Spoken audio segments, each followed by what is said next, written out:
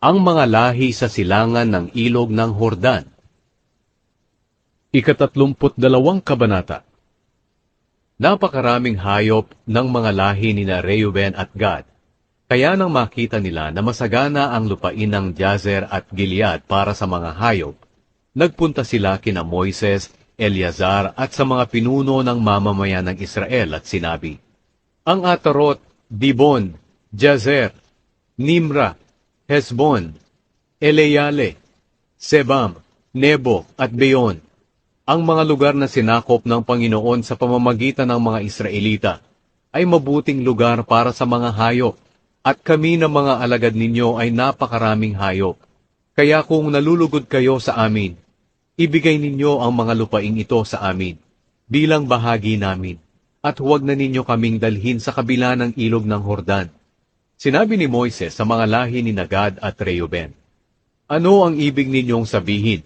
Magpapaiwan na lang kayo rito habang ang mga kapwa ninyo Israelita ay pupunta sa labanan?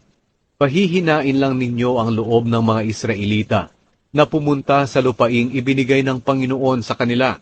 Ganito rin ang ginawa noon ng inyong mga ninuno, nang ipinadala ko sila mula sa Kadesh Barnea para tingnan ang lupaing ito.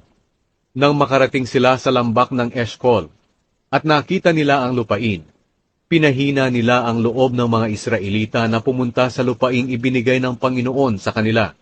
Matindi ang galit ng Panginoon ng araw na iyon, at sumumpa siya.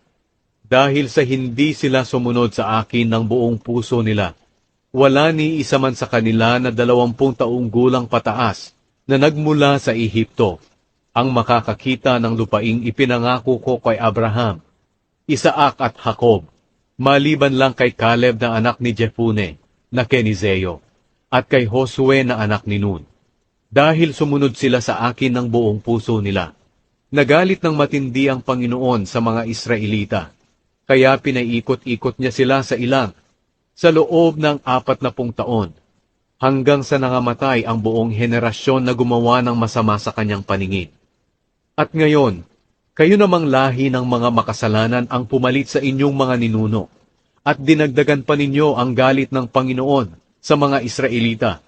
Kung hindi kayo susunod sa Panginoon, pababayaan niyang muli kayong mga mamamayan dito sa ilang, at kayo ang magiging dahilan ng pagkalipol ng mga Israelita.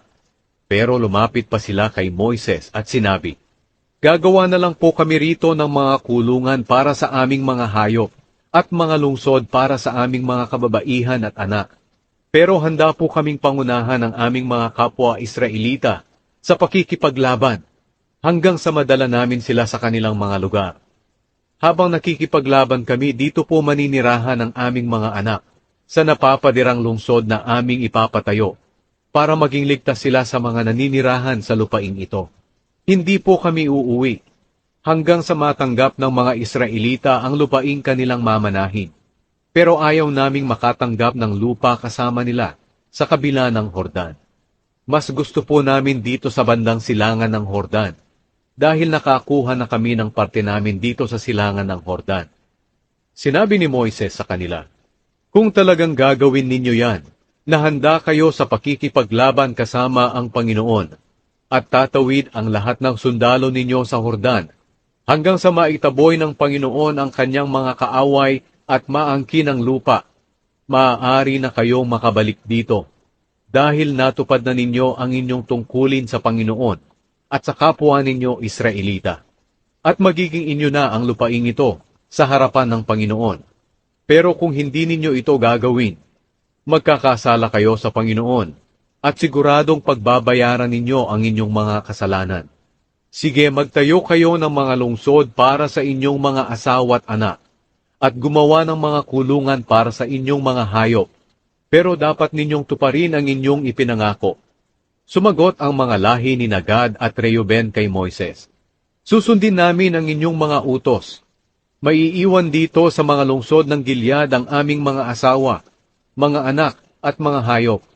Pero kami na iyong mga lingkod na may kakayahang makipaglaban ay tatawid sa Hordan, para makipaglaban ayon sa utos mo sa amin.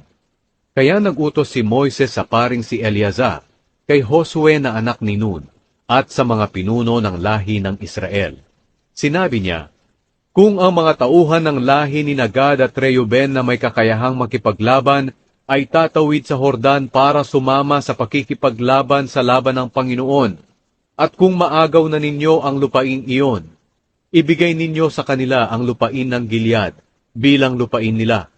Pero kung hindi sila tatawid kasama ninyo, dapat silang tumanggap ng lupa kasama ninyo roon sa lupain ng Kanaan.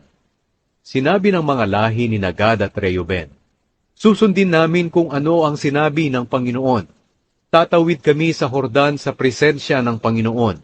Pero ang mamanahin naming lupain ay ang nasa silangan sa tabi ng Hordan.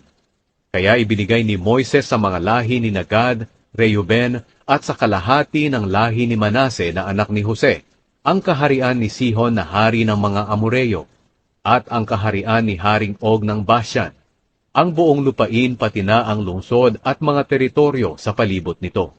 Itinayong muli ng lahi ni Gad ang Dibon, Atarot, Aroer, Atrot-Shofan, Jazer, Jogbeha, Bet-Nimra, at Bet-Haran. Ang mga lungsod na ito ay pinalibutan nila ng pader. Gumawa rin sila ng mga kulungan para sa kanilang mga hayop. At itinayong muli ng mga lahi ni Reuben ang Heshbon, Eleale, Kiryataim, pati ang mga lugar na tinatawag noon na Nebo at Baal-Meon, at ang Sibma. Pinalitan nila ang mga pangalan ng mga lungsod na muli nilang itinayo. Sinalakay ng mga angkan ni Makir na anak ni Manase ang Gilead, at naagaw nila ito. At itinaboy nila ang mga Amoreyo na naninirahan doon.